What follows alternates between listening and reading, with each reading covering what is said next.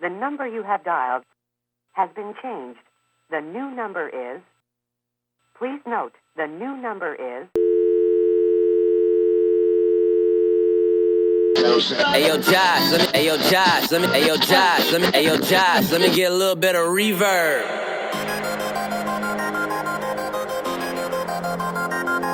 Yeah, J Will. Yeah, I'm about that lifestyle. I talk green work, repping it all over. It's right on the t-shirt. Fan for a lifetime. Yeah, that's a long pass. Figure I would show some love right on the podcast. Turn this up loud and make sure you don't do nothing else. Cause if you're listening to us, then you're improving your health. My name is J Will. Welcome to the show, yeah. Wrestle, flow, yeah.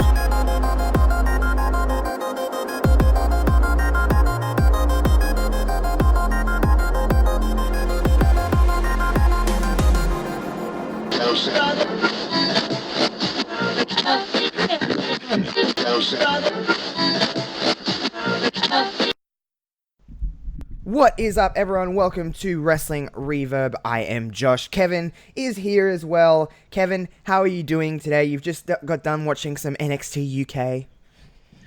I feel pretty good. I took a nice nap in between NXT UK and now, so I'm feeling refreshed, refocused, reinvigorated, and ready to go. Those are some strong words. Reinvigorated. I never say that word. Maybe I'll start saying that word. It's quite the word. I don't usually either, but it popped in there. It made sense, you know. A little alliteration never hurt anybody.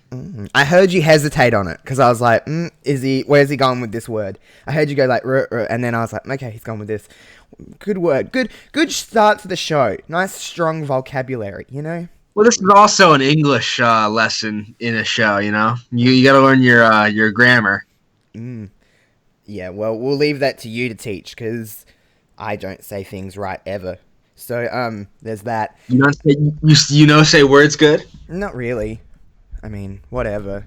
I say what I need to say. You get the point. Good song. How was NXT UK? You don't. We both been pretty. I feel like we've talked about NXT UK before, but we watch the takeovers and we watch what we need to watch, but we don't really watch full episodes of NXT UK. But how was it? Considering the amount of wrestling, we're kind of talking a little bit before we started recording, but there's a lot of wrestling on, and unfortunately, NXT UK just gets kind of pushed to the side. But how was NXT UK this week? Yeah, it was a good show. There was, a couple good matches. Travis Banks and Ligero, Kaylee Ray and Zaya Brookside, in the main event being Tyler Bate and Cassius Ohno. It just didn't feel like essential viewing to me. It didn't feel like something I needed to see. I mean, this is my day off, and I'm decided I'm going to make a more concerted effort to watch NXT UK week to week because, it's something that I could watch. With my job, I don't get to watch all the wrestling that I want to, so I should take advantage of when I could watch.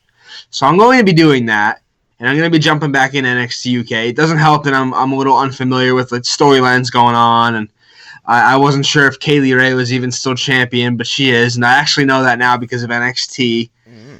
But it was a good show.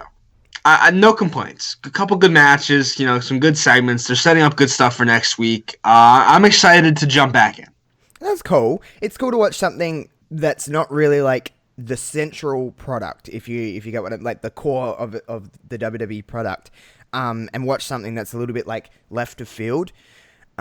I've never been one to say that NXT UK is bad. It's not at all. It's just the amount of wrestling that I watch is just a lot. So it just doesn't get, it's just, I need a break sometimes, and that unfortunately is my break. But it's probably consistently a very good show.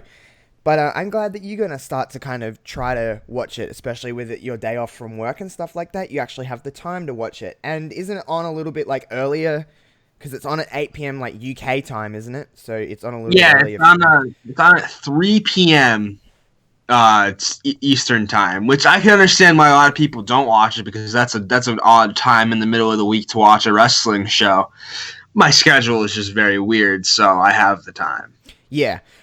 So hey, we've got the opportunity. I guess watch it. You don't really get the opportunity to watch too many wrestling products live. Well, not that that's live, but you know what I mean, like live of airing. So that's cool. You talked about I did have a little bit of a plan for this week's show, but I think I'm going to move it to next week, so I won't even mention what it is, so you don't get too hype about it, because who knows how it will go. But there's a lot going on at the moment. First things first, let's talk about the elephant in the room. Let's talk about CM Punk. WWE Backstage this week, which I don't think I've said on this show. WWE Backstage is absolutely fantastic. It's probably my favorite wrestling show, related show, all week. It's very, very good. It's very fun. It's very, like, off the cuff. And it's very, like, it's the most free-flowing kayfabe, non-kayfabe WWE show WWE, well, Fox produces. Because it's just, it's kind of a behind-the-scenes look, but it's still, there's still storyline driven. It's really weird to explain, but it's very, very good. Renee Young's very good in the show. Booker T, Paige, Christian's usually there. Samoa Joe was there this week.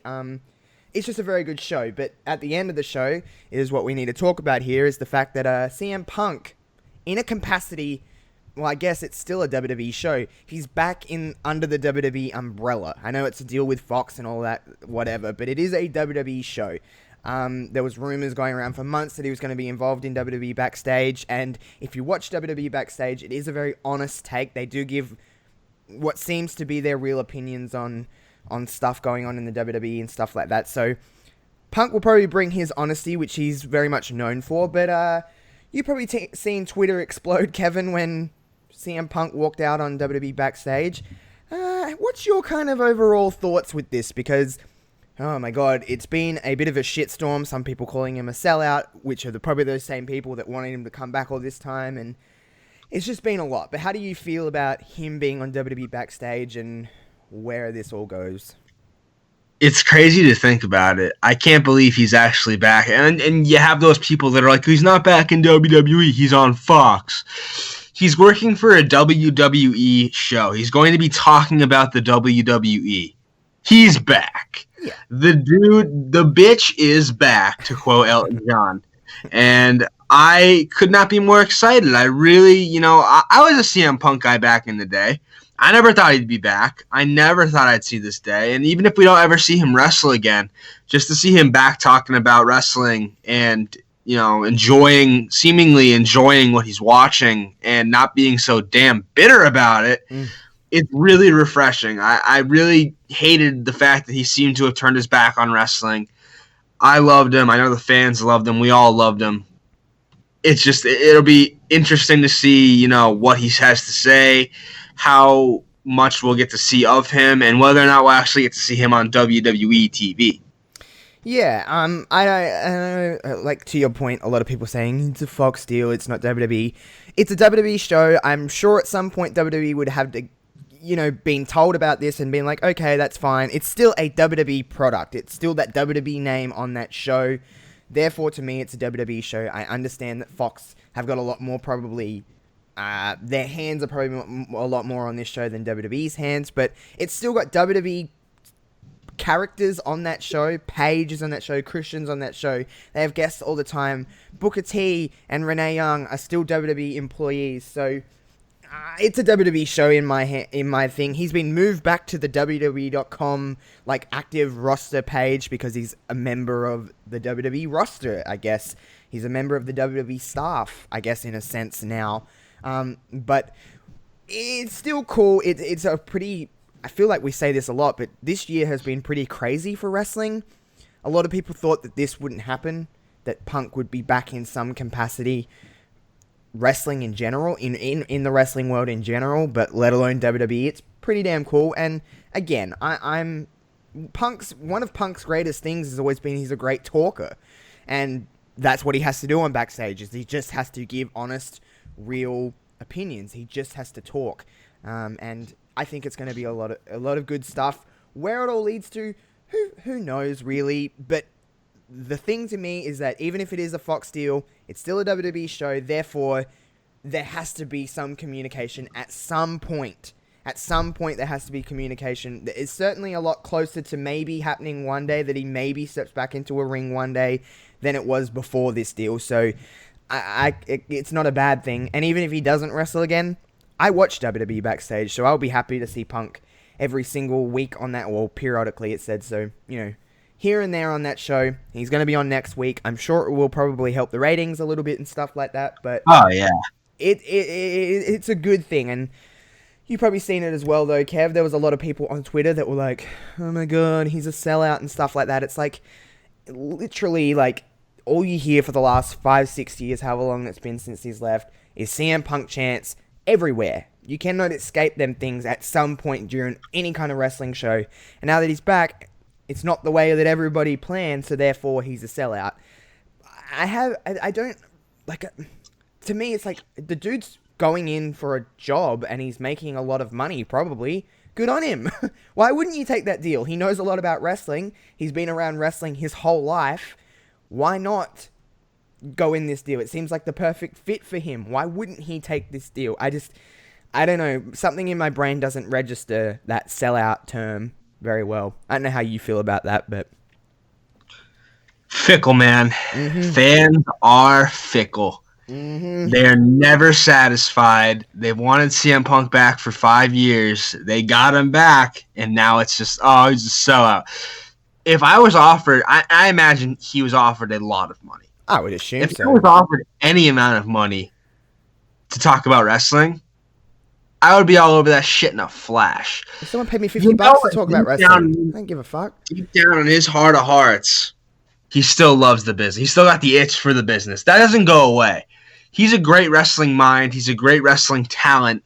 That doesn't just evaporate over the years. That's still going to be deep in the back of his mind. He may have buried it for a while, but it never goes away. No. So I'm surprised to see him back, but in a way I'm not, because everyone comes back. Just think about all the superstars that you thought you'd never see them mentioned in WWE television again. Guys like Randy Savage, guys like the Ultimate Warrior, guys that you just never thought would be back in the WWE fold, and they all come back. Stone Cold came back, and here CM Punk's just the next example. Yeah, I really cannot argue that at all. I'm happy to see him back.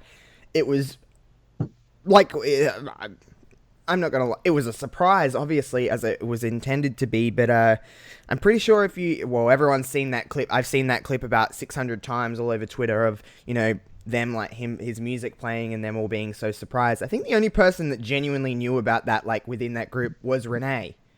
I think she was the only one, because it seemed like Booker and Paige and Joe and Adam Cole, they're all like, holy shit, either they're just really good at acting or they were genuinely not told that he was there.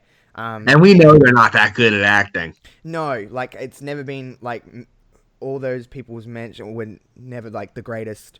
But, like, Paige was cursing and swearing and stuff like that. So, I mean, I think Renee may have been the only one that just for, like, pure, like, surprise, because there's obviously not a live studio audience or a crowd or anything like that. So I think they wanted to try to maybe be like, hey, this is a kind of like, moment.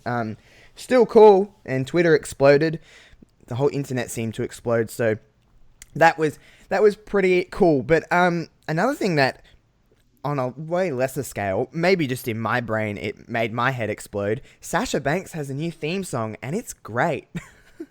I haven't gotten a chance to hear it, but I've heard nothing but good reviews. Ooh, you should. Well, I tweeted about it probably 8 or 9 times. I quote tweeted the same tweet and just kept writing like, this is fire, because it has Snoop Dogg in it, and it's like got this kind of like, I don't know, it's just kind of like I don't even know how to describe it. It's just, I'm bobbing my head right now. I'm just like, because it was just good. I wish they would release it on like Spotify or YouTube or something, but they don't really do that with many WWE themes anymore. They haven't in like 6 or 7 months. It's really weird, but the theme is really cool, and everyone was like, because obviously WWE had tape shows last week because they were in Manchester, so I kind of woke up to it last Saturday morning, before SmackDown, and I was like, whoa, this is really cool. You should really if you get a chance after this show, Kev, go and find it. You'll find it somewhere, I'm sure, on YouTube or something like that, of the entrance. But it looks cool. It has a different feel. It's a little like, I don't know, a little bit more boss, if you will. Ooh, okay. Yeah. You're selling me on it. It's I kind of really want to listen to it now. It's got like the Snoop Dogg, like WrestleMania 32 rap, and then the chorus is different, and the music is a little bit more oomph, like, there's just a little bit more to it. Yeah, you get me? Yeah, it's good. It's good.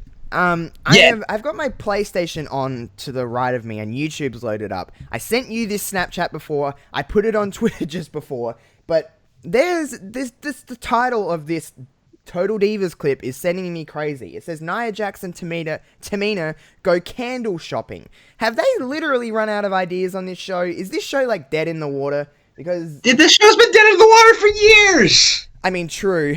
Like, I feel like I seen something about this. I don't really pay too much attention to ratings. However, when their WWE Total Divas is doing less ratings than WWE Backstage, which is on way later than Total Divas, probably isn't the greatest thing in the world. I mean, they have Ronda on that show now, but the Bellas are gone from it and stuff like that. I feel like it was the Bellas show, but I mean, I'm pretty sure this is probably going to be the last season of Total Divas. I mean, candle shopping is not really like essential viewing at all. Like, I'm really not, unless I guess I'm just not the core audience, but I'm not even sure if the core audience want to see Nia Jax and Tamina go candle shopping. Or am I just out of touch? Nobody wants to see that.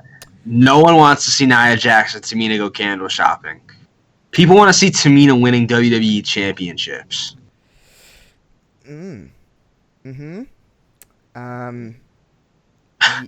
think I'd rather, Yeah, right? I think I'd rather watch her go candle shopping, to be completely honest with you. But hey, I don't even know what to say to that. That show is just, it's interesting. I watched like one episode of the latest season, and it's, yeah, it's different. It's not very interesting. I don't really have any interest in seeing Ronda Rousey farm. Like, I don't want to see her on her farm.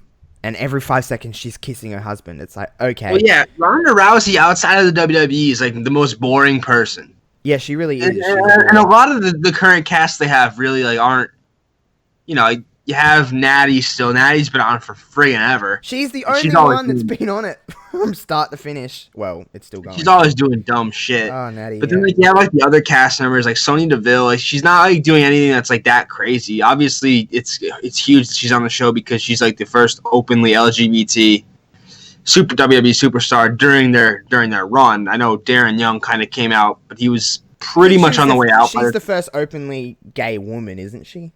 Yes. Yeah. Which is big, and it should be treated, I don't know, do you think WWE will ever, I mean, it's kind of the elephant in the room, but do you think WWE would ever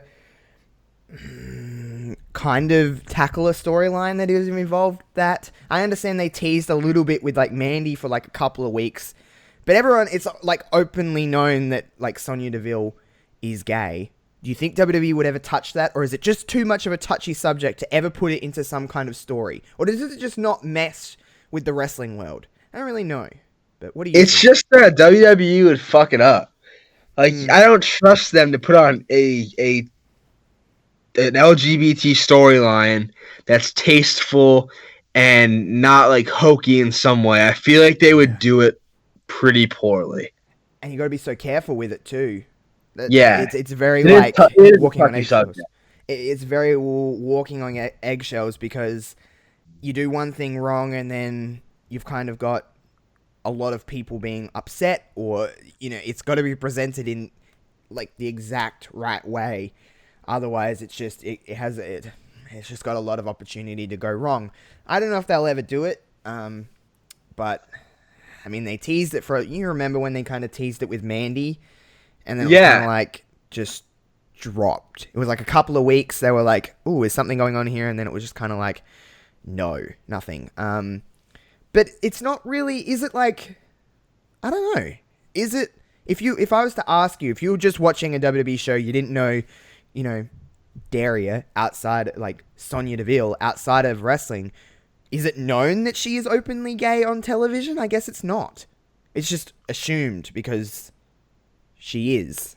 Is that weird assumption? They never made it. They never made it clear. They never made it apparent. The only way you probably would know if you weren't like a huge Daria Baronato fan is Total Divas. Other than that, they've never really made it clear. No, I guess she on Tough Enough she was. I feel like she came out, didn't she, on Tough Enough? I'm pretty sure. I believe she did. Yeah, but who the hell watched Tough Enough? I don't know, but I mean, I did. I shouldn't say that because I did. But by that point, Tough Enough was like almost a shell of its former self. The fan voting really pissed me off. We could do like a whole show on how much I hated Tough Enough. I don't know. At least the most recent season of, I should say. Yeah, I don't know. To the original question, I don't know if it's like, I guess they haven't like openly said that she is. It's just assumed. I don't know. It's not really that important, but you know, who knows if they'll ever do it. It shouldn't affect anything. Like No, it doesn't change anything. No, not at all. I was just genuinely curious, but who knows if they'll ever do it. If they do it, again, they've got to have this planned out, which WWE, it doesn't seem like they have too far of a plan with some things for the most part. So I wouldn't hold my breath for it. Something else has been, we are both big, huge fans, big lovers of the NXT Women's Division. We just love the NXT Women's Division. We talk about it. I could talk about that and have an exclusive podcast devoted to the NXT Women's Division because it's that good. Yesterday was a clear example of that. I understand you probably haven't had a chance to watch the ladder match between Io Shirai and Mia Yim, but no! It's so good. The bump. I take back everything I said about Mia Yim. I openly apologize. I feel so bad that I ever knocked her and said she was a little bit of a step below the rest because yesterday for me, last night for you guys, whatever, really proved that she belongs and that she is on the same level as everybody else. The bumps that girl took was just incredible. You've probably seen the clip of the bump off the ladder. Yeah, I have. I've seen the clip. I know what happened. And the drop kick that kind of just smashed right into Mia's face. It was nasty. There was a lot of blood everywhere. The ladder match was really, really, really good. And the kind of shock it was a shock to me. We were waiting for the final member of Team Baszler. Team Baszler, yeah, and it ended up being Kaylee Ray, the NXT UK Women's Champion. I did not see that coming. I thought it was going to be Dakota. I thought Dakota was the one attacking everybody. It turned out that those were not in the same because Bayley was also there, and it seems that she attacked everybody. Bayley took out Shayna Baszler, which was cool to see. But yeah, Kaylee Ray is the last member of Team Shayna Baszler. I did not see that coming at all. How do you feel? Kaylee Ray is great, by the way. I liked her in the Mae Young Classic, and I've seen her stuff in NXT UK. She is very, very good. But again, just a surprise to see her involved in this. What do you think about the last addition to Team Shayna for Wargames? I feel like it almost makes them unbeatable. You have the two top women in NXT. You have the NXT Women's Champion. You have the NXT UK Women's Champion. In addition to two top contenders. I feel like that team on paper is going to be impossible to beat. I love Kaylee Ray. I think she's terrific. I think that match she had with Toni Storm at TakeOver Cardiff got real slept on because of what happened afterwards with Bate and Walter. Obviously, that was a great match. But I think she's terrific. I just watched the match with her today with Zaya Brookside. She's deceptively strong. She's deceptively tough. And she's a good fit for a War Games match. She could do some crazy-ass shit. Mm-hmm. That team is very good. You look at that team on paper. You know, Shayna Baszler, obviously. Kaylee Ray, obviously. Bianca Belair, who's great, who is... people like to say she's overrated. I don't think she is at all. I think she's very good. And then, of course, the best wrestler in the world, Io Shirai, is in that team. That is a very good team. Like, just a very, very, just all-round consistent team. And the thing is, so is the other team. Like, goddamn. The other team is also very good. You eight of the best women's wrestlers on the planet. Best wrestlers on the planet. Yes. Going off in War Games and one of the coolest all-time, most innovative match gimmicks. Obviously, it's not the same as it once was, but it's still, like, we've gotten 2 War Games matches in the last 2 years, and they were both awesome. Yeah, they were. I have no doubt in my mind that this match is going to live up to it. I wonder how violent they're going to get. I'm excited. I'm more excited for this one than I probably was for the last 2. Yeah, I really am, just to see what they do. You look at the other team, of course, Rhea Ripley. You've got Mia Yim, who, again, I will repeat, she just made, like, she just put all criticisms I have, or a lot of people have, of her, and just inside the NXT Women's Division. Why am I blanking on the rest of the team? Oh, Tegan Nox, obviously. Tegan Nox. You're a big Tegan Nox guy. I know how much you love Tegan Nox. I do too. Tegan Nox. The next NXT Women's Champion, Tegan Nox. That's a hot. I think that's a hot take. It's a mild take because, like, you would think. I think the front runner, the odds-on favorite would be Ripley, but I think it's going to be Tegan. I hope it's Ripley. Well, I wouldn't be mad at Tegan either, though, because Tegan's great. Honestly, Tegan is just wonderful. And then, of course, Candice LeRae, who I think gets a little bit slept on in general. Just she does because, like, she does because she's already had her shot at Shayna Baszler. So, like, you don't look at her as a credible threat anymore because she's already had her time. But she's still, like, an incredible wrestler and still a huge, pivotal part of this team. She's got the most, like, hardcore experience of any of them. That's true. In this match. That is really true. She is that's just, man, that is such a great, that is going to be a great match. It probably, I would assume the other Wargames match will main event Wargames. This will probably go on right at the start, which I'm not mad about because it will start Takeover just keep the momentum going. But I think this match is going to be very good. On the other hand, with the other Wargames match, there's still a member to be determined for Tommaso Ciampa's team, but Dijakovic got put in there this week because Matt Riddle got taken out to face Finn Balor. Seems a little bit of like a shuffling of the deck, which I'm not mad about because I'm a big Dominic Dijakovic fan. I love the dude. I think he's great. Keith Lee is great. Tommaso Ciampa is great. And of course, I mean, Undisputed Era. You can't go wrong with them. Great. Not, like, I'm very much excited for both Wargames matches. Probably a little more for the ladies, but this is still going to be, don't sleep on this match at all because it's going to be fantastic. Look at all the stars in there. And then, who is going to be the fourth member of Ciampa's team? I can't really rack my brain on who it will be. Who do you think it will be? Let's see, some candidates. Shane Strickland, maybe. Just because I saw him tweet about it. It won't be Gargano. Gargano's not cleared unless they're working us, which is always a possibility. I don't think it'll be because they pulled Gargano. Gargano would have faced Finn Balor, but they pulled Riddle into that match because Gargano's not cleared to compete. Geez, I really don't. Unless they pull from NXT UK the way the women did, which opens up a whole nother world of possibilities. Pete Dunne, perhaps.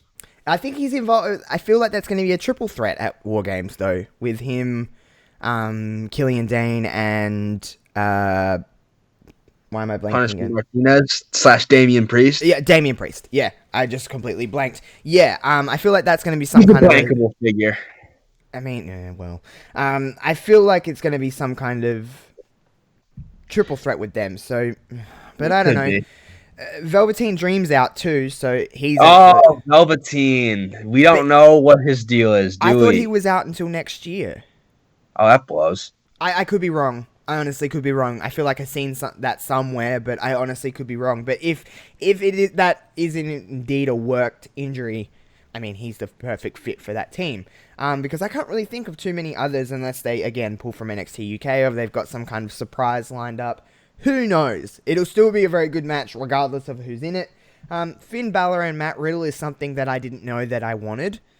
But now that it's been announced, I'm pretty... I certainly want it now. Not mad at all. I'm turning a gear on Matt Riddle a little bit here because I was not really a fan of Matt Riddle. You know my take on him. I'm really become a little bit of a bro lately. I can't help but smile when I see the dude. I'm just like, yeah, and he does his little dance that he does to his music, and he's just got that smile, and then I'm pretty much all in. I still don't like the no shoes thing because I just think it's gross, but I can get past it. You groove to the music. You can't hate the fact that he does a really nice jackhammer and a pretty good spear. Can't hate that at all. I'm starting to really like him. It's a turning point for me. I like Matt Riddle, the wrestler. I still hate Matt Riddle, the character. That'll probably never change my mind on that. But the match he had with Adam Cole on the first what was it, the first head-to-head NXT Dynamite night? Yeah. That match was just OMG good. OMG And good. that turned me around on him as a wrestler, because I didn't really like him as a wrestler before then, but like it's hard to ignore a match of that caliber. So I'm all in on Matt Riddle, the wrestler. Matt Riddle, the bro, could kick rocks as far as I'm concerned. I'm not a fan. He should wear shoes. You're right. He's going to get hurt. And it's gross. It's just disgusting. Imagine how dirty his feet would be after a match. Ick. Oh, yeah. Yuck. I don't know why. It's just lately I hear his music and I'm just like, hell yeah, here we go. I'm all in for it. But I like Finn Balor a lot. Finn's great. So I wouldn't be mad to see either of those two win, but nonetheless, it's going to be a fucking good match. Yeah. As Takeover matches always.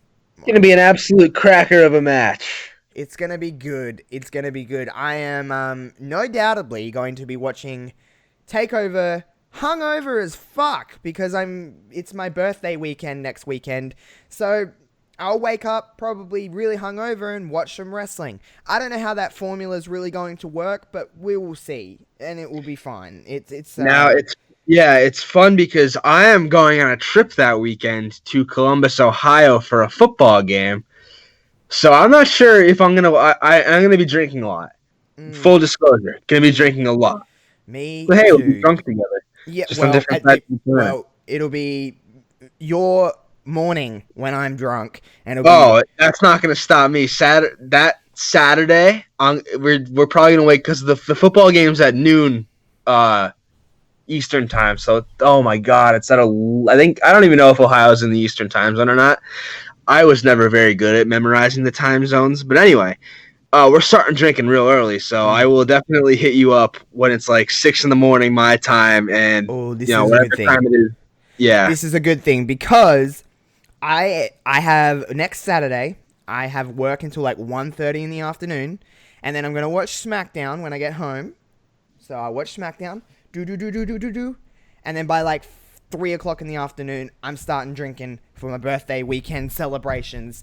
Because I'm not really one to get drunk all the time, but when I do,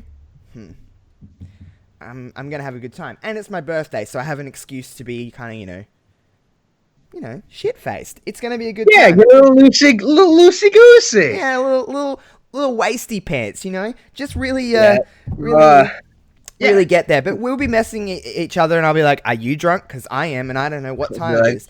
And then I'll watch Takeover.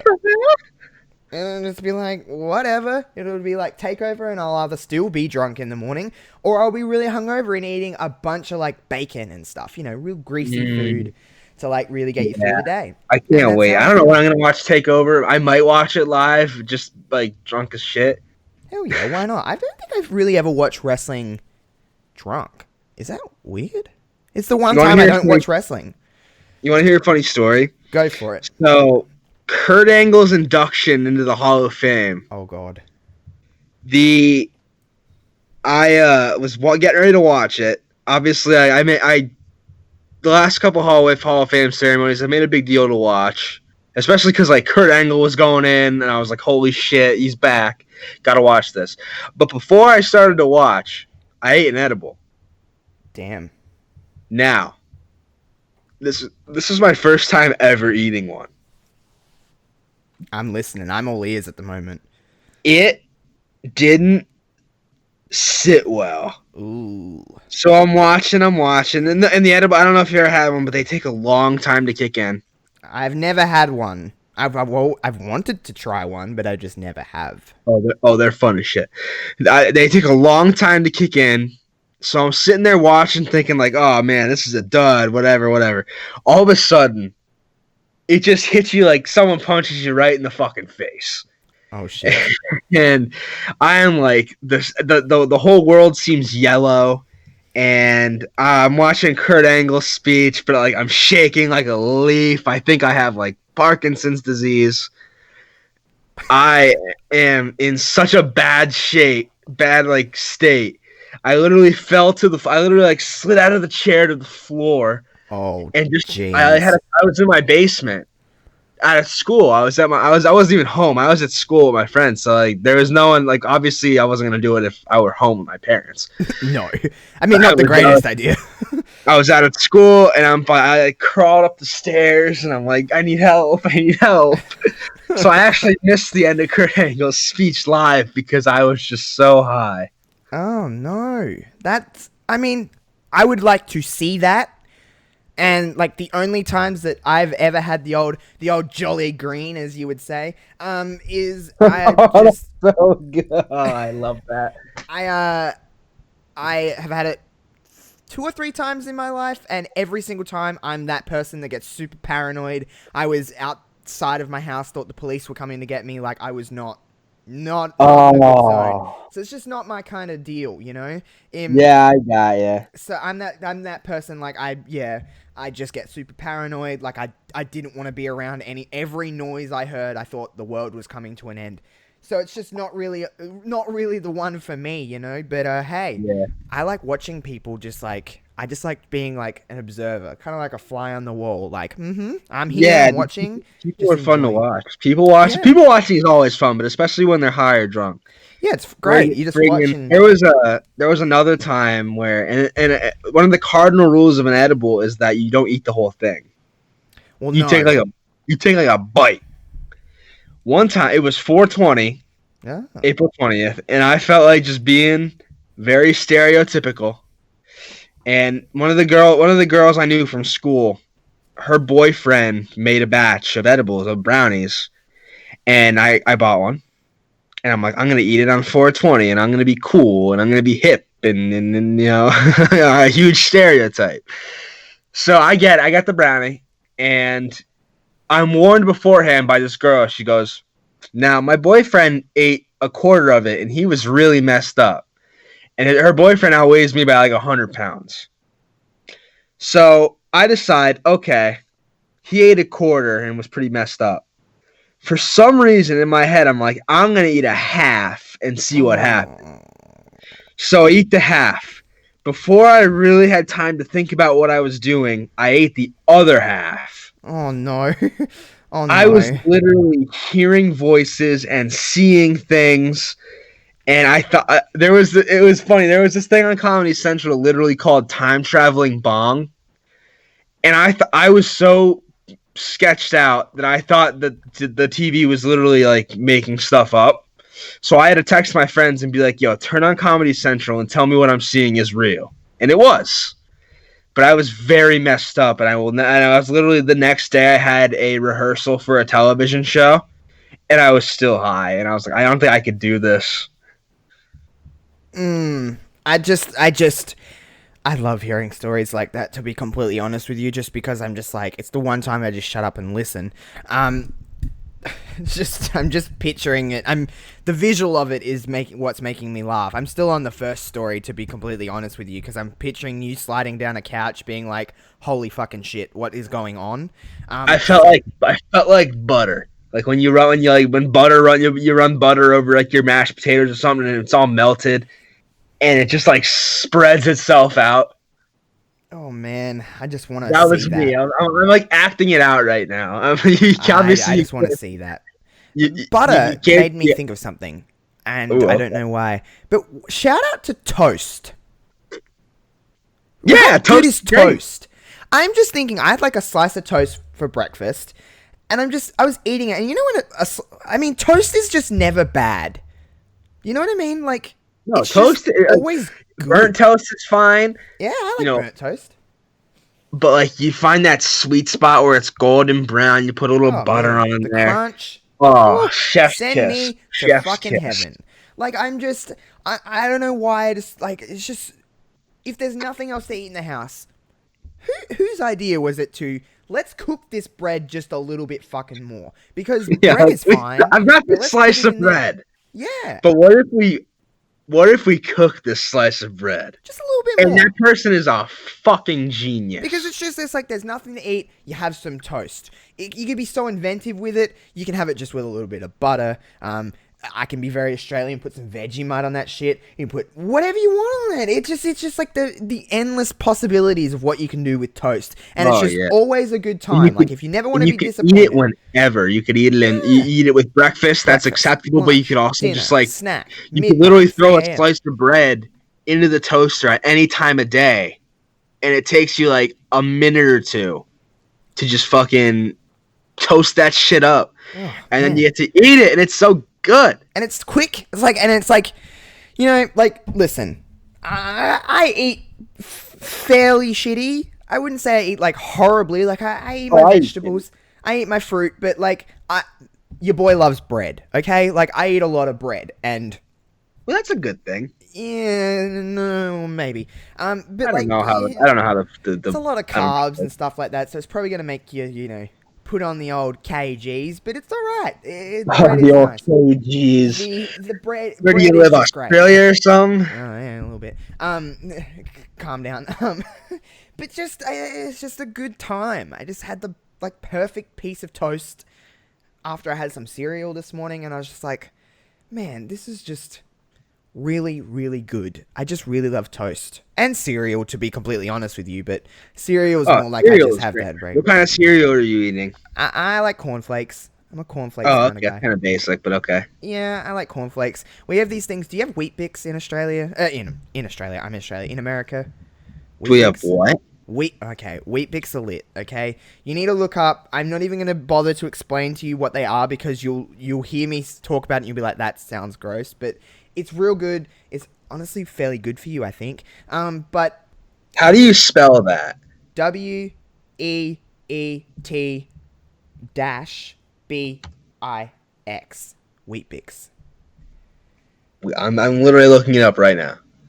Australia's favorite breakfast cereal is proud to introduce new Wheat Bix protein. It's a high fiber and low sugar breakfast cereal biscuit. It's like a long, and you can I'm any Australian listening to this will probably like stab me with a pitchfork for saying this, but you're meant to have them with like hot water or milk. I have them dry, and I put butter and Vegemite on them because I'm just a weirdo. I don't personally like them with milk, but everyone eats them with milk. And like, there's a thing around me, like, if you're nice and strong and you're like, you know, you're doing a lot of work for the day, everyone's like, how many Wheat Bix did you have for breakfast? Because it's like meant to build muscle. Well, it's not like just muscle building, but you know, it's like high in fiber. It's like drinking your milk. You know, it's good for you. So people always say, how many Wheat Bix did you have for breakfast? And you're like, fuck yeah. You know, flexing all on that shit. But it's just, you probably can get them somewhere in America, but I would suggest trying them because they're a pretty good time. You're going to be like, what the hell? This is some weird ass cereal that it's like a block. It's like in a long, like, log. I don't even know how to really describe I'm looking at pictures of it. I know exactly what you mean. It's weird to look at, and it's like, this is not cereal, but it is. And trust me, 90% of this country are like, just, you know, their erections are large for this right now. So, which is, you know, always a good thing. It's just a good time. Anyway, we've sheared right off course here. We've gone from wrestling to edibles to cereal to we've gone a little bit everywhere, which, you know what, I'm honestly here for. I really don't mind where we go with this, but yeah, at its core, Wrestling Reverb is a show about everything. This is just the whatever. It's just the whatever, and I'm 100% okay with this. But to drive back to wrestling, there is another thing we need to kind of talk about, and that is Full Gear. I did watch Full Gear, as I kind of stated. I am still going to watch the AEW pay-per-views and Dynamite here and there when I feel like I want to, but I liked Full Gear. The last match sold it for me. I didn't think it was like a, you know how it is with AEW. You see a lot of like, oh my god, this is the greatest thing ever. I didn't think it was like the greatest thing ever, but the last match I really loved, and it made it a great pay-per-view. I loved Mox Omega. A lot of people, it was very polarizing. It was, and that's the best kind of wrestling match. Is a wrestling match that gets the people talking, whether negative or positive. You know, I guess the prime example would be that match with Ricochet and Will Ospreay back in like 2016, where they did all the flippy shit, and people were like, "Is that wrestling or is that gymnastics?" Like that's the kind of match this was, where it's like, "Is that wrestling or is it just violence?" Is it just throwing Wrestling is people onto violent shit? inherently. Yeah. I love violent wrestling. Me too. I'm a sick puppy. So that's sort of like the deathmatch style. I think it's awesome. I'm I not don't that even squeamish. think It wasn't even like it wasn't wasn't that deathmatch. bad. It was I just don't hardcore. think. There's a lot worse than that. Is like how I like hardcore wrestling. That would be the level that I like. That's not a match that I'd like to see all the time, personally. I wouldn't mind it. But I like it, and I think it's a lot of fun. I thought the match was great. It built to what needed to be built to. It just was a lot of fun. But then, of course, I watched Full Gear a little later than live because I was at work, so I wasn't on Twitter until like later in my nighttime. So it wasn't until the next morning, like in stateside, that I was actively on Twitter going through and kind of reading the reactions to everything. It was very much like some people were like, this is stupid, AEW should not be going here. Some people loved it. Some people wanted it more violent. There was just a lot of opinions on it. I was just like, to me, it's just wrestling. It's just another form of wrestling. So, I enjoyed it. I thought it was a fun match. Again, it made the pay-per-view, it sold the pay-per-view on me. I was a little bit surprised when the kind of card was flowing and Jericho and that wasn't, on last. But then I see why that was on last and everything kind of fell into place there. How did you feel about Jericho and Cody? Because that was another match that people kind of... it was okay. I mean, they're not... Neither guy at this point... I mean, obviously Chris Jericho was a great wrestler, and he still is a good wrestler. But he's not my cup of tea right now in terms of in-ring ability, and Cody was never really my cup of tea in terms of in-ring ability. They told a good story. I liked the end. I thought the end with MJF was good. That was obviously very polarizing.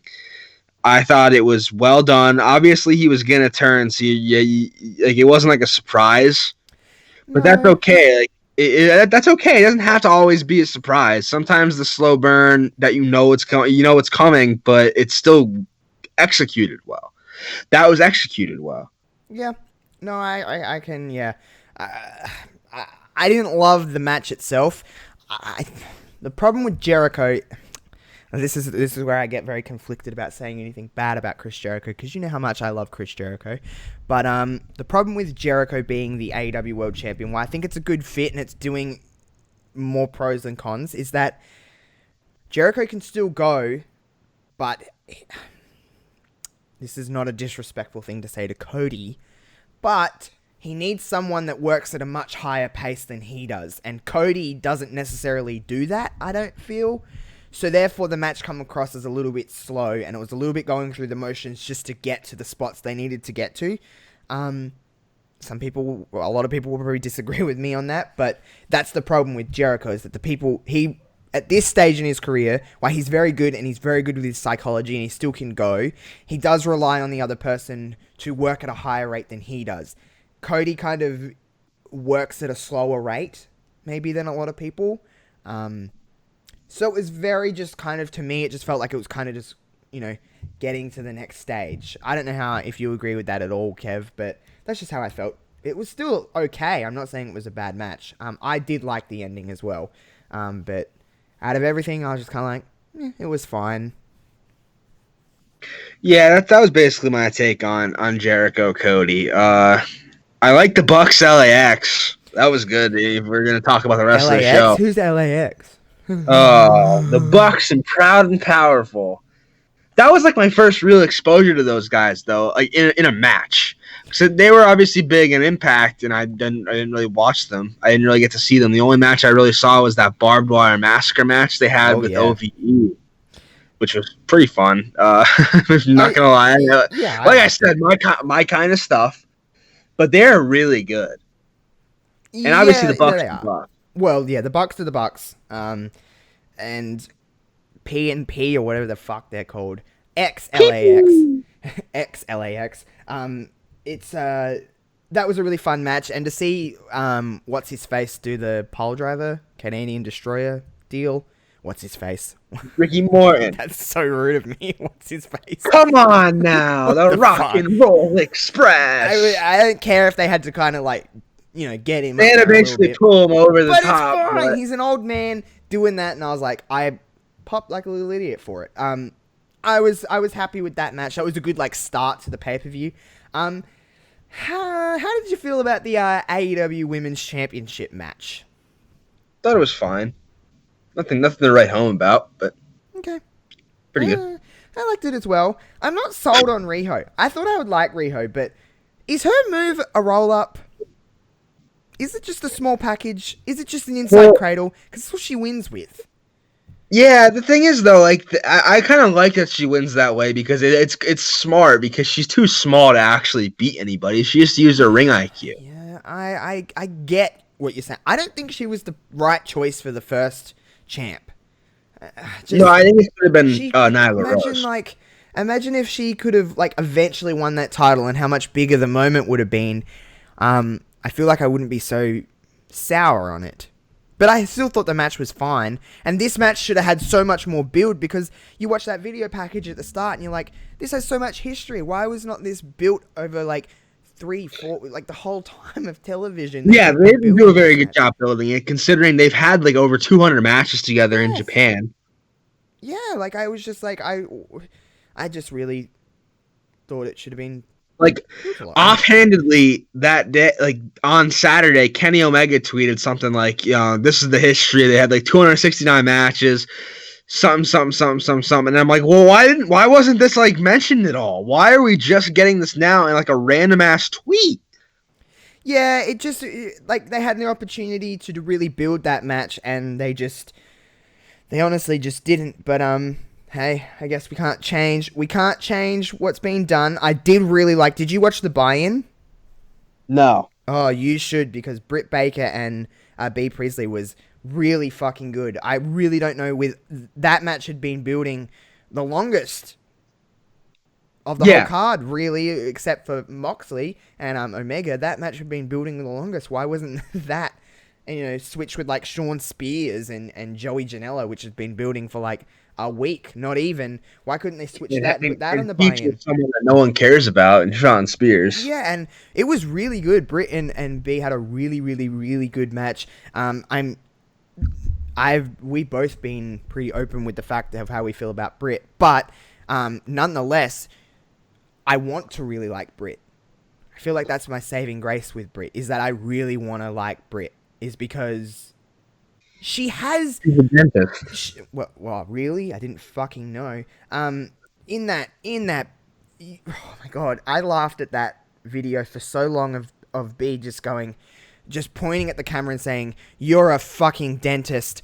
And I was just like, I'm going to use that insult every day of my life. That is just amazing. Imagine going up to someone and going up to a dentist and just pointing at him and saying in a really mean way, "You're a fucking dentist." I laughed at that video. It does not sound funny the way I'm saying it right now, but that's literally the tone that she said it in, and I laughed at that video for like 15 minutes. Like, oh my god, the amount of times I go back and watch that video, I just I'm laughing about it and I can't even see it. It's so good. It was in the, like, oh my god. I feel like a lost cause because you haven't seen it, have you? No. It's so good. Oh my god. Oh, the you're a fucking dentist thing? Yeah. I did see that, actually. It's so good. Oh my god. I couldn't stop laughing at it. Oh man. Oh, I found it. You are a f***ing dentist. Yes. Oh man, I laughed at that for what an insult. I mean, she is that she's a dentist. Just and B's face was just like, does not give a shit. I was like laughed at that for so long. But that match was a lot of fun. I like Britt's move. I understand that she's a fucking dentist. But she like in the video like lead up thing, she was like using all these like dentist terms, and I was kind of like, okay, if we're gonna go there, you already told us that she's a dentist 600 times. Let's really lean in with this. You know what I mean? Just go for it. Be a fucking dentist and just own it. And she was using all these weird terms that I don't know because I'm not a dentist, but I like her finish. Her finish I'm coming around to. I find it cool. But that was a lot of fun on the buy-in. Anything else from Full Gear that really stood out to you? I liked Paige and Pac. I think that's the second match they had, or the third was last night, and I think they're all really good. Yep. I don't like Hangman Page. Yeah, you said that, I think, on the last show. Yeah, I like him. I really don't like him. I like Puck. They say Pac, right? I still am They confused. say Pac. I think that's what it's supposed to be. Okay, it is Pac. Okay, Pac. Yeah. We're making a ruling. It's Pac. Okay, it's Pac. I like Pac. Pac's pretty cool. But yeah, I liked Full Gear. Full Gear was a good show. Yeah, that would be how I describe it. It was a good show. Yeah, definitely. Yeah. And the last match really put a nice nail on that. They had all different kinds of spots in that match. If you had to pick one spot out of that match, what was your favorite? I love the one where Kenny is sweeping his back with the barbed wire broom. That was pretty good. I like the mouse traps. Funny. The mouse trap would be probably my second, my next answer too. Just like the it's barbed just wire so board ridiculous. thing, fucking whatever it was, barbed wire K. What was that they got suplexed? The barbed wire bed. Barbed wire bed. That was always cool. The ripping of the mat, like exposing the canvas. I don't know how I feel about that. That looks like it hurts like hell. Like he did the Phoenix Flash on it. That looks like it hurts. That one was nasty. I was like, oh, that would hurt. Were you surprised to see Moxley win? No. Me either. I thought he was. It's a match tailor made for Moxley. It would be a shame if Moxley didn't win. Yeah. I agree. If you booked John Moxley to lose the first hardcore match after building him up as this hardcore badass, then you have a problem on your hands. Yeah, that's true. That is true. I liked it. It was a good time. Dynamite happened yesterday, and again, I did watch Dynamite this week, and really the only thing that I really want to talk about is MJF with his promo with Jericho and stuff like that. And he's how do I describe? He is polarizing. There is people that obviously don't like him, and they don't know whether he is just a complete and actual douchebag or if he just is really good at being a heel. That's the kind of beauty of him for me, is that I don't know, and I don't care to know. I don't want to know if he's a nice person. I just want to be like, you're a douchebag, because you're very good at that. He's very good at being that. But his promo was very good, and the stuff with Jericho and stuff like that. Do you see a lot of similarities between those two? I feel like everyone does, but I don't know if I necessarily... I do in some ways. I see some, but I really think Jericho is someone that... I think MJF is blazing his own path. I see more similarities to The Miz than Jericho. Jericho's more of a catchphrase king, where MJF is more of just like an absolute asshole. He really is. He's very good at talking and being a jerk. It suits him to a T. Keep doing what you're doing. I am excited for him and Cody. I don't know. It seems to be... there is a few things in AEW that I'm really starting to love. I do like that kind of stuff. There seems to be the things are starting to kind of, fall into pieces now, and the puzzle's starting to come together a little bit more, which I like. How do you feel about Brandy Rhodes and Awesome Kong with the hair cutting thing? Because I'm really into that, and it seems like a lot of people aren't, but I feel like a lot of people aren't because they just don't like Brandy. But I don't hate Brandy Rhodes. I actually kind of like Brandy. But I don't hate Brandy. I don't really care about Brandy. I don't really care about Awesome Kong. I think her time is kind of past as a force in wrestling. Awesome Kong was never really that great of a wrestler. Hot take. There's my unpopular opinion of the week, I guess. When she was in TNA, she was dominant, but I never liked to watch her. She does the weakest spinning back fist I've ever seen in my life. She's never done it well. Yeah, I feel what you're saying. I've never been a big Awesome Kong fan. I think Brandy's a fine wrestler. I don't really. It's different, the hair cutting. It's different, and I don't have a problem with it. I don't really. Again, I haven't really seen it. To be fair. See, it seems like the stuff that people don't like in AEW is what I'm drawn to. It's really weird. But I guess it's the intrigue. You're a counterculture type of guy. I don't know. I don't know, but the intrigue of it. It's like, where is this leading to? It makes me want to watch. So I guess it's doing its job. As someone who is maybe a little bit on the fence, it's making me want to watch the show because I'm like, okay, I want to see where this leads to. Even if it leads to really nothing, I'm just like, this is weird, and I kind of like it. See, again, that just goes to show how much I really do care more for, like, the story of wrestling than anything else. That's just my side of wrestling. There's nothing wrong with that. It's just some people's paths in wrestling are a little bit, different to what really draws them in. But I guess that's the stuff that draws me in. The wrestling keeps me in. If that's probably the perfect way to put it. But yeah, I like that kind of stuff. I like Brandy. I think she's a fairly good talker. There's a few things, like, obviously she hasn't been wrestling all that long, but I think for the time that she has been wrestling, she's doing pretty well. That backstage segment a few weeks ago where she, like with the announcer and she, like, tried to use the force on him or some shit, that was fucking weird. I didn't get that, but, I'm enjoying that. So there is things in AEW that I'm really, really liking, which is a good thing. Let's to really end this episode on a nice high note. We've talked a lot about Lana, Bobby Lashley, and Rusev. This week there was a little bit of a turn with the story, kind of, for a minute. I know it was heavily edited. I did see a lot of clips from the actual show itself of Lana just kind of got there was a lot going on in that crowd. She kind of got shit on because this story is a little bit different. A little bit different. That's nice. That's a nice way of putting it. She announced she was pregnant because she had sex with Bobby Lashley 7 weeks ago, but she's 9 weeks pregnant. So that means Rusev was the dad, but then she was lying to get Lashley to attack Rusev. It was a whole long thing for really no reason at all. Okay, so do you think that Rusev, Bobby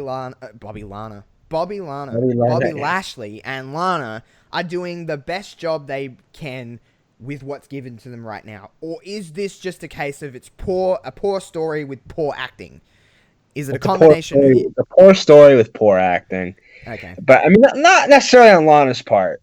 She's probably the one that is a good... Well, she is an actress, Yeah, she's got, like, training in acting, whereas, like, Lashley and Rusev have WWE training in acting. Lashley, in particular, just sucks. Oh, my God, Lashley is so bad. Rusev is okay. Lashley is just the drizzling shits with that kind of stuff. I mean, poor man. But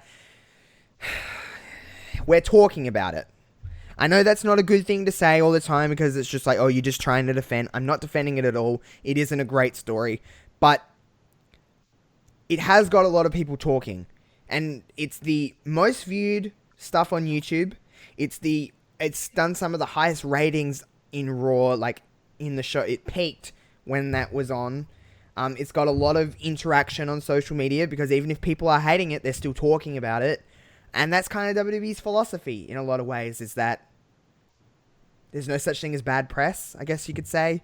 People are talking about it, so therefore that means, in their eyes, a lot of the ways it's working, which I don't necessarily agree with, but you can't, ignore the fact that it is doing a lot of views on YouTube. It has got a lot of people talking for good or bad reasons. But the problem I have with it is not so much the drizzling shits that is this story, is I can get past that, right? I can get past all this soap opera stuff if I can go, okay, where's the payoff? Where does this lead to? Who looks better at this? This helps nobody. No, this makes everyone look bad, including the entire WWE. Yeah, and that's... this is... Okay, so on Backstage, they talked about this a lot. They talked about the fact that, like, Paige was saying about it, like, is this her kind of deal? She was like, no. Joe was like, I'm not really. He had the same mindset as me. Where does this lead to? Blah, blah, blah, blah, blah, blah, blah. CM Punk, right? He's going to be on Backstage next week. Can you really imagine him talking nice things about these segments, this story? I hope he does. I hope he's like, I hope he surprises everyone and just says like nothing but nice things about it and how it's pure pro wrestling at its finest. But I don't think he will. I think he will shit on it because it's a segment that deserves to be shit upon. Yep. I just wish it would end, but I don't think it's going to because it's doing a lot of numbers on their socials. Yeah, they're doubling down on it for sure. They are not going to end this anytime soon because you're right. It does ratings and it does YouTube numbers. This is people the casual like fan. to see a train The wreck. casual fan lives for this kind of shit. They do. Even if it's bad television, sometimes a train wreck is entertaining to watch. I'm doing my best to try to scrape through and try to find something good about this. There's a few little things. I thought the segment, not this week, a couple of weeks ago where, like, Lana kicked... Well, no, Bobby Lashley, like, low-blowed Rusev and the kendo stick from Lana and stuff like that. I thought that segment, for what it was okay. I thought they did a good job. That's been, like, the only segment out of all of these that I've kind of liked. But, then they do things like this fake pregnancy angle, and it was so heavily edited on Raw. Oh my god, they were lucky that it wasn't live because I don't know how they would have gotten through that. It was a lot, and I don't know, how does this, obviously this just leads to some kind of a match between Rusev and Bobby Lashley, but for why? Like, just do it and then you don't get anything out of it. They're going to do like some kind of weird Lana stipulation or something like that. That's just weird. Yeah, like if Rusev wins, he's still got his girl stolen. If Bobby Lashley wins, Rusev is a loser on two fronts. So the match helps nobody. Lana just looks like a what's the word I'm looking for? A flapper. I just want it to end. I just want it to end. Please end. Soon. I don't know. It's just a lot. I guess that's where we'll kind of leave that. It's just, I don't know. I just wanted like an answer as to why this is this just going to be like a big swerve? I think they're just leaning in on the joke by now. I think they just know it's shit and they're like, well, you know what? We're committed to it. Let's just make it as shit as possible. Yeah, that's probably what they're doing. Answer this question though. I know this gets brought up a lot and you're probably going to be like, oh, here we go again. This is very Attitude Era-like. This story would happen in the Attitude Era.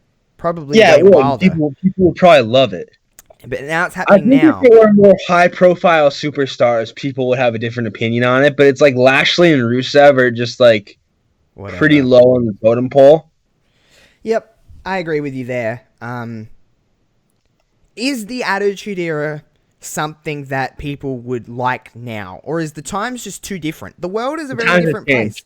20 years ago, it was very different. I don't think the Attitude Era would go over well today. How do you make an edgier product today without it being quote-unquote offensive?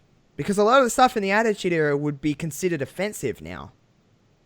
Yeah, I don't think... I just think that it's part of the evolution of wrestling where you don't need to be edgy anymore. I don't think edgy necessarily helps. I know you're obviously trying to reach that teenage, that young adult demographic, but I think you could do it without being, edgy. Yep, I agree with that. There's something for everybody listening. Let us know on Twitter. The Attitude Era. If you were to bring it back in some capacity now, how would it be approached? Let us know. You'll see all our links that you need to see. You know where to find us on Twitter. But that'll do it for this week's Wrestling Reverb. This was a very much just shitstorm of a show. But I love that shit. This is my favorite kind of... I just found in my pocket my I voted sticker from elections last week. It's nice. It's actually like mandatory to vote in this country. You have to do it. I think it's a good thing. Yes and no, because you just have to get your name marked off, and then whatever you put on the sheet of paper really doesn't matter. So sometimes it's a wasted vote. I remember when 18 is the legal age of voting. Yeah. I remember the first year I voted for Sasha Banks. She didn't get in. Oh my god, she didn't get in? How the hell that happened? She's not the boss of this country, I guess. Oh, yeah. I know. I'm so fucking good. All right, on that note, please rate this podcast 5 stars. You are only seeing, just to clarify, audio only for the next few weeks. Josh is updating his equipment, and it's going to be all beautiful when it's all done. Just on the download, mate, all goes to plan, Kev. Your boy's getting a green screen. So, Wow. we moving on up in this world. You'll be on camera, and everything will be crystal clear. Everything's going to look nice. So, The people need to see me. hopefully, if all goes to plan, it should be in 3 or 4 weeks. So before the end of the year, that's my at least goal, is to get it all done before the end of the year. But just remember, everybody, I know you can't see me or Kevin right now, but the longer the wait just means the better it's going to be. So just keep tight with me. You can still hear our lovely voices, and it's still going to be posted on YouTube if you are listening on YouTube right now, of course. All the episodes are always posted on YouTube anyway, so you're still going to be able to get it wherever you've been getting it, but things are looking a little green over here, you know what I'm saying? So until next week, we will see you on Wrestling Reverb for probably a little bit more of a planned show, but honestly, who knows with us two. Anything else you want to add, Kev? No. Awesome. Fuck it. Awesome. YOLO. Alrighty. Goodbye, everybody. Have a wonderful, wonderful day, night, morning, whatever. Peace out.